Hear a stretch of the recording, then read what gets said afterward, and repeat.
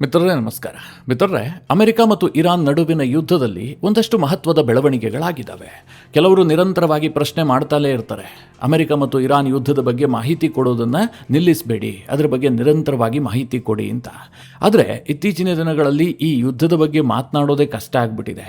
ಕಾರಣ ಏನು ಕೇಳಿದ್ರೆ ಟ್ರಂಪ್ ಈಗ ಒಂದು ಹೇಳಿರ್ತಾರೆ, ಇನ್ನೊಂದು ಗಂಟೆ ಬಿಟ್ಟು ಅದಕ್ಕೆ ತದ್ವಿರುದ್ಧವಾದಂತಹ ಸ್ಟೇಟ್ಮೆಂಟ್ ಕೊಡ್ತಾರೆ.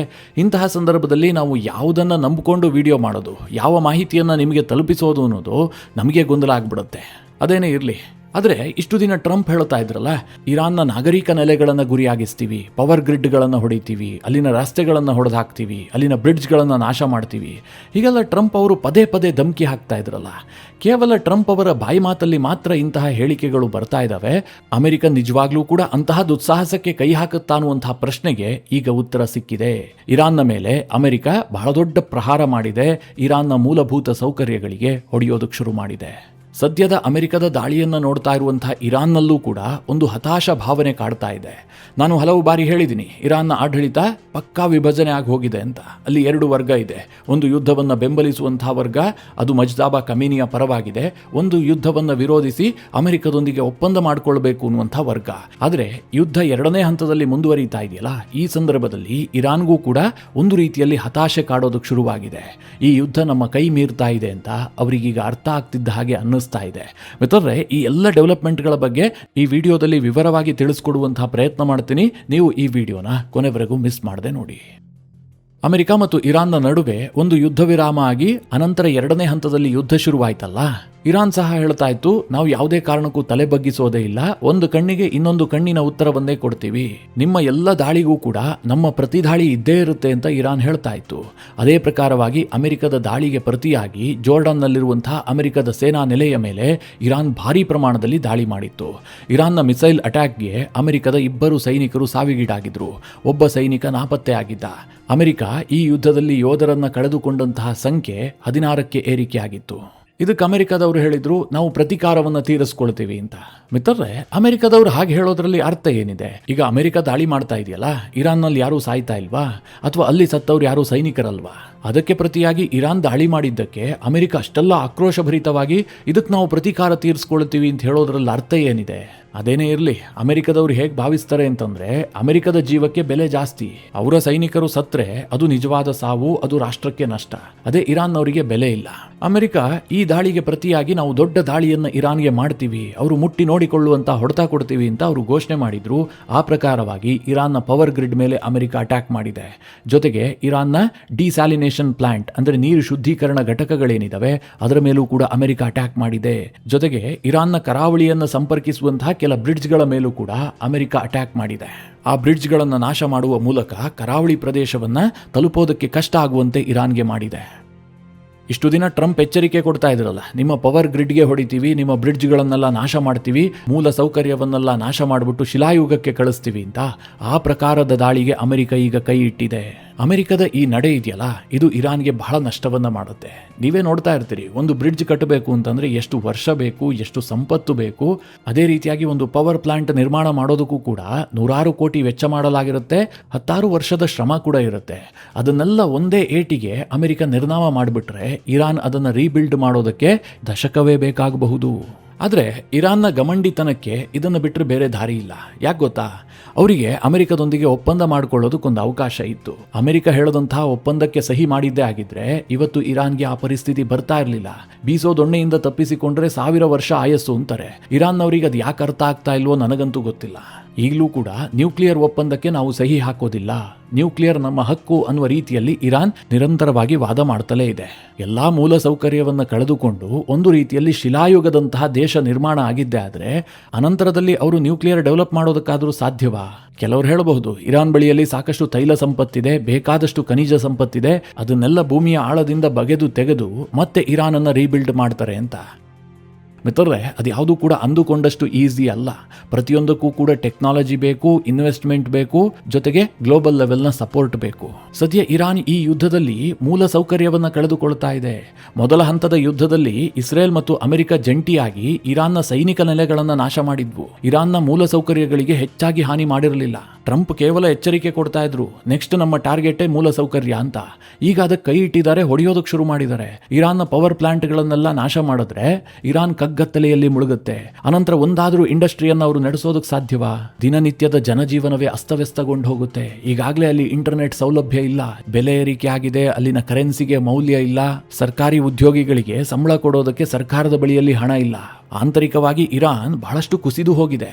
ಈ ಕ್ಷಣದಲ್ಲೂ ಕೂಡ ಇರಾನ್ ಹಠ ಮಾಡ್ತಾ ಇದೆ. ಯಾವ ಮಟ್ಟಿಗೆ ಅವರ ಘಮಂಡಿತನ ಇದೆ ಅಂತಂದ್ರೆ, ಇರಾನ್ನ ಸರ್ವೋಚ್ಚ ನಾಯಕ ಮಜ್ತಾಬಾ ಕಮೀನಿಯ ಹೆಸರಲ್ಲಿ ಮತ್ತೊಂದು ಸ್ಟೇಟ್ಮೆಂಟ್ ರಿಲೀಸ್ ಆಗಿದೆ. ಆ ಸ್ಟೇಟ್ಮೆಂಟ್ನಲ್ಲಿ ಏನಿದೆ ಕೇಳಿದ್ರೆ, ಇವತ್ತು ಟ್ರಂಪ್ ಸಹಿಗೆ ಯಾವುದೇ ಮೌಲ್ಯ ಇಲ್ಲ, ಅದಕ್ಕೆ ಝೀರೋ ವ್ಯಾಲ್ಯೂ ಅನ್ನುವಂಥದ್ದು ಸಾಬೀತಾಗಿದೆ. ನಾವು ಅಮೆರಿಕಾಗೆ ಮರೆಯಲಾರದಂತಹ ಪಾಠವನ್ನು ಕಲಿಸ್ತೀವಿ, ಹೀಗಂತ ಮಜ್ತಾಬಾನ ಸಂದೇಶದಲ್ಲಿ ಉಲ್ಲೇಖಿಸಲಾಗಿದೆ. ಆ ಮಜ್ತಾಬಾ ಸಂದೇಶವನ್ನು ಕೊಡುವಂತಹ ಸ್ಟೇಜ್ನಲ್ಲಿ ಇದನೋ ಇಲ್ವೋ ನನಗಂತೂ ಗೊತ್ತಿಲ್ಲ. ನನಗೆ ಗೊತ್ತಿರೋದು ಹಾಗಿರಲಿ, ಇರಾನ್ನ ವಿದೇಶಾಂಗ ಸಚಿವರಿಗೆ ಗೊತ್ತಿಲ್ಲ.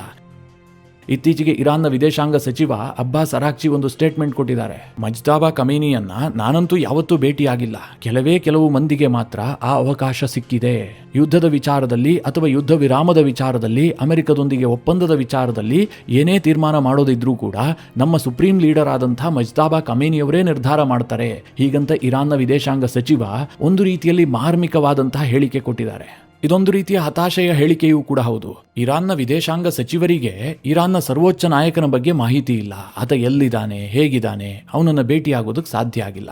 ಅಂತಹದ್ರಲ್ಲಿ ಹೊರ ಜಗತ್ತಿಗೆ ಏನು ಮಾಹಿತಿ ಇರೋದಕ್ಕೆ ಸಾಧ್ಯ? ಈ ಹಿನ್ನೆಲೆಯಲ್ಲೇ ನಾನು ಹೇಳ್ತಾ ಇರೋದು, ಈಗೇನು ಮಜ್ತಾಬಾ ಕಮೀನಿಯ ಹೆಸರಿನಲ್ಲಿ ಕೆಲವೊಂದಷ್ಟು ಸ್ಟೇಟ್ಮೆಂಟ್ಗಳು ಬರ್ತಾ ಇದ್ದಾವಲ್ಲ, ಅದೆಲ್ಲವೂ ಕೂಡ ಈ IRGCಯ ಹುನ್ನಾರ. IRGCಯೇ ಆ ಸ್ಟೇಟ್ಮೆಂಟ್ಗಳನ್ನು ರಿಲೀಸ್ ಮಾಡ್ತಾ ಇರೋದು.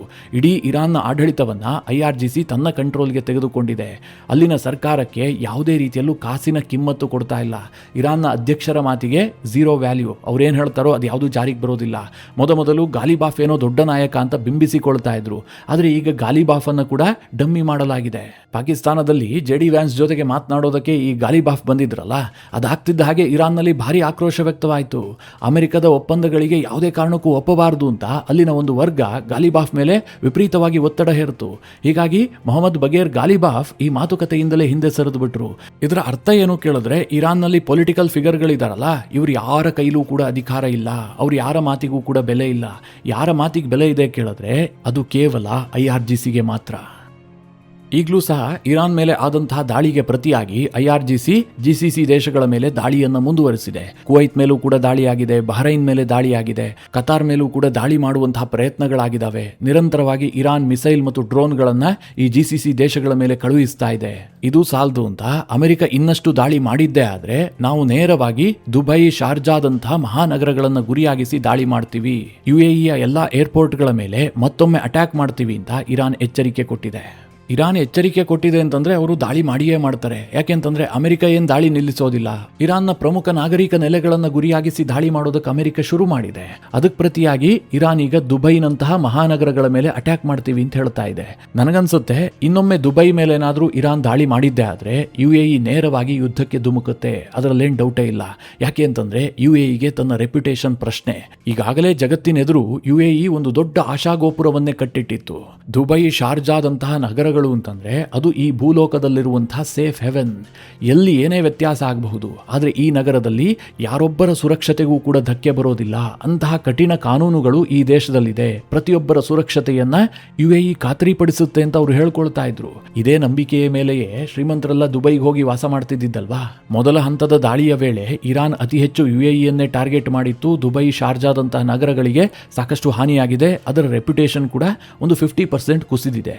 ಈಗ ಇನ್ನೊಮ್ಮೆ ಇರಾನ್ ಏನಾದ್ರೂ ಈ ನಗರಗಳನ್ನೇ ಮತ್ತೆ ಟಾರ್ಗೆಟ್ ಮಾಡಿ ಅಲ್ಲಿ ಹಾನಿ ಮಾಡೋದಕ್ಕೆ ಶುರು ಮಾಡಿದ್ದೆ ಆದ್ರೆ, ಅಲ್ಲಿನ ಕಟ್ಟಡಗಳನ್ನು ಗುರಿಯಾಗಿಸಿ ಡ್ರೋನ್ಗಳನ್ನು ಹಾರಿಸೋದಕ್ಕೆ ಶುರು ಮಾಡಿದ್ದೆ ಆದ್ರೆ UAEಗೆ ಯಾವುದೇ ಆಪ್ಷನ್ ಇರೋದಿಲ್ಲ. ಯುದ್ಧದಲ್ಲಿ ಅವರು ಇಳಿಲೇಬೇಕಾದಂತಹ ಅನಿವಾರ್ಯತೆ ಸೃಷ್ಟಿಯಾಗುತ್ತೆ. ಈ ಕಾರಣದಿಂದ ನನಗನ್ನಿಸ್ತಾ ಇದೆ ಈ ಯುದ್ಧ ನೆಕ್ಸ್ಟ್ ಲೆವೆಲ್ ಅನ್ನು ತಲುಪ್ತಾ ಇದೆ ಅಂತ.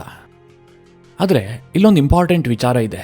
ಮೊನ್ನೆಯ ವಿಡಿಯೋದಲ್ಲಿ ಈ ಬಗ್ಗೆ ಚಿಕ್ಕದಾಗಿ ಮೆನ್ಷನ್ ಮಾಡಿದ್ದೆ. ಅದೇನು ಕೇಳಿದ್ರೆ, ಈಗ 2ನೇ ಬಾರಿಗೆ ಯುದ್ಧ ಶುರುವಾಯ್ತಲ್ಲ, ಈ ಯುದ್ಧದಲ್ಲಿ ಇಸ್ರೇಲ್ ಕಾಣಿಸ್ತಲೇ ಇಲ್ಲ. ಇಸ್ರೇಲ್ ಎಲ್ಲೂ ಕೂಡ ಇರಾನ್ ಮೇಲೆ ಅಟ್ಯಾಕ್ ಮಾಡ್ತಾ ಇಲ್ಲ. ಅತ್ತ ಕಡೆಯಲ್ಲಿ ಇರಾನ್ ಕೂಡ ಅಷ್ಟೇ, ಪಕ್ಕದಲ್ಲಿರುವಂತಹ ಮುಸ್ಲಿಂ ರಾಷ್ಟ್ರಗಳಿಗೆ ಹಿಗ್ಗಾಮುಗ್ಗಾ ಹೊಡಿತಾ ಇದೆ. ಆದರೆ ಇಸ್ರೇಲ್ ಕಡೆಗೆ ಒಂದೇ ಒಂದು ಡ್ರೋನ್ ಅನ್ನ ಈವರೆಗೆ ಹಾರಿಸಿಲ್ಲ. ಒಂದು ರೀತಿಯಲ್ಲಿ ಇಸ್ರೇಲ್ ಮತ್ತು ಇರಾನ್ನ ನಡುವೆ ಕದನ ವಿರಾಮ ಆಗಿದೆಯೇನೋ ಅಂತ ಅನ್ನಿಸ್ತಾ ಇದೆ. ಹಾಗಂತ ಮೊದಲನೇ ಹಂತದಲ್ಲಿ ಯುದ್ಧ ವಿರಾಮ ಆಯ್ತಲ್ಲ, ಆಗ ಅತ್ಯಂತ ಬೇಸರಗೊಂಡಿದ್ದು, ಕಳವಳಗೊಂಡಿದ್ದು, ಹತಾಶೆಗೊಂಡಿದ್ದು ಯಾರು ಕೇಳಿದ್ರೆ ಇಸ್ರೇಲ್ನ ಪ್ರಧಾನಿ ಬೆಂಜಮಿನ್ ನೆತನ್ಯಾಹು. ಅವರಿಗೆ ಯುದ್ಧ ವಿರಾಮವೇ ಬೇಕಾಗಿರಲಿಲ್ಲ. ಇರಾನ್ ಜೊತೆಗಿನ ಅಮೆರಿಕದ ಒಪ್ಪಂದವಂತೂ ಅವರಿಗೆ ಸುತಾರಾಮ್ ಇಷ್ಟ ಇರಲಿಲ್ಲ. ಅದರಿಂದ ಇಸ್ರೇಲ್ ಬಹಳ ದೂರ ಇರುತ್ತೆ ಅಂತ ಅವರು ಓಪನ್ ಆಗಿ ಹೇಳ್ಕೊಂಡಿದ್ರು. ಅಂತಹ ಯುದ್ಧದಾಹಿ ನೆತನ್ಯಾಹು ಈಗ ಯಾಕೆ ಇರಾನ್ ಮೇಲೆ ಅಟ್ಯಾಕ್ ಮಾಡ್ತಾ ಇಲ್ಲ? ಅಮೆರಿಕ ಮೇಲಿಂದ ಮೇಲೆ ಇರಾನ್ ಮೇಲೆ ಅಟ್ಯಾಕ್ ಮಾಡ್ತಾ ಇದ್ರೂ ಕೂಡ ಇಸ್ರೇಲ್ ಯಾಕೆ ಸುಮ್ಮನೆ ಕೂತಿದೆ? ಇದೊಂದು ಬಹಳ ಇಂಟ್ರೆಸ್ಟಿಂಗ್ ವಿಚಾರ. ಇದಕ್ಕೆ ನಾನಾ ಕಾರಣಗಳಿದ್ದಾವೆ. ಮುಖ್ಯವಾಗಿ ಇಸ್ರೇಲ್ನಲ್ಲಿ ಅಕ್ಟೋಬರ್ ತಿಂಗಳಿನಲ್ಲಿ ಚುನಾವಣೆ ಬರ್ತಾ ಇದೆ. ಹೀಗಾಗಿ ಮತ್ತೊಂದು ದೊಡ್ಡ ಯುದ್ಧ. ಇರಾನ್ ಕಡೆಯಿಂದ ಪ್ರತಿನಿತ್ಯ ಮಿಸೈಲ್ಗಳು ಬಂದು ಇಸ್ರೇಲ್ ಮೇಲೆ ಬೀಳೋದು, ಪ್ರತಿ ಕ್ಷಣವೂ ಕೂಡ ಸೈರನ್ ಸದ್ದು, ಇದ್ಯಾವುದೂ ಕೂಡ ನೆತನ್ಯಾಹುಗೆ ಬೇಕಾಗಿಲ್ಲ. ಯಾಕೆ ಅಂತಂದರೆ ನೆತನ್ಯಾಹುಗೆ ಸೋಲಿನ ಭೀತಿ ಎದುರಾಗಿದೆ. ಈ ಬಾರಿ ಬಹುತೇಕ ಸಮೀಕ್ಷೆಗಳು ಹೇಳ್ತಾ ಇದ್ದಾವೆ ನೆತನ್ಯಾಹು ವಿರುದ್ಧ ಇಸ್ರೇಲ್ನ ಜನ ಇದ್ದಾರೆ ಅಂತ.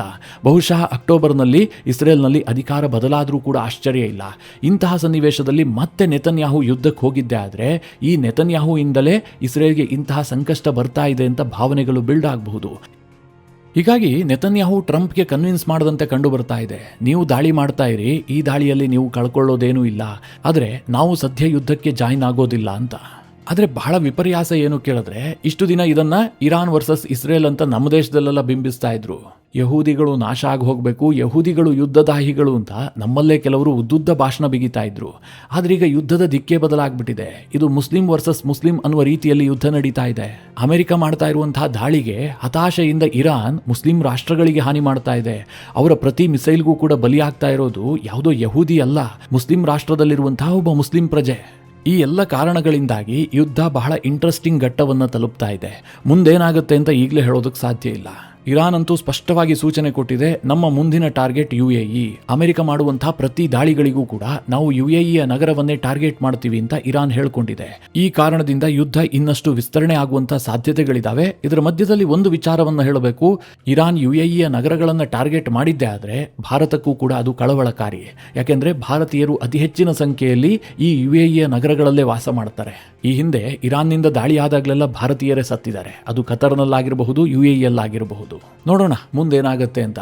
ಈ ಬಗ್ಗೆ ಏನೇ ಡೆವಲಪ್ಮೆಂಟ್ ಆದರೂ ಕೂಡ ನಿಮಗೆ ತಿಳಿಸುವಂತಹ ಪ್ರಯತ್ನ ಮಾಡ್ತೀನಿ. ಮಿತ್ರರೇ, ಈ ಕುರಿತಾಗಿ ನಿಮ್ಮ ಅನಿಸಿಕೆ ಅಭಿಪ್ರಾಯಗಳೇನು ಕಮೆಂಟ್ ಮಾಡುವ ಮೂಲಕ ನಮಗೆ ತಿಳಿಸಿ. ಹಾಗೆ ನಿಮಗೆ ಈ ವಿಡಿಯೋ ಇಷ್ಟವಾದರೆ ಲೈಕ್ ಮಾಡಿ. ಜೊತೆಗೆ ನೀವಿನ್ನೂ ನಿಮ್ಮ ನೆಚ್ಚಿನ ಸಂಸ್ಕಾರ ಸೌರಭ ಯೂಟ್ಯೂಬ್ ಚಾನಲ್ನ ಸಬ್ಸ್ಕ್ರೈಬ್ ಮಾಡಿಲ್ಲ ಅಂತಾದರೆ ಈ ಕೂಡಲೇ ಸಬ್ಸ್ಕ್ರೈಬ್ ಮಾಡಿ. ಮುಂದಿನ ಎಲ್ಲ ಅಪ್ಡೇಟ್ಗಳ ನೋಟಿಫಿಕೇಷನ್ಗಾಗಿ ಬೆಲ್ ಐಕಾನ್ ಒತ್ತಿ.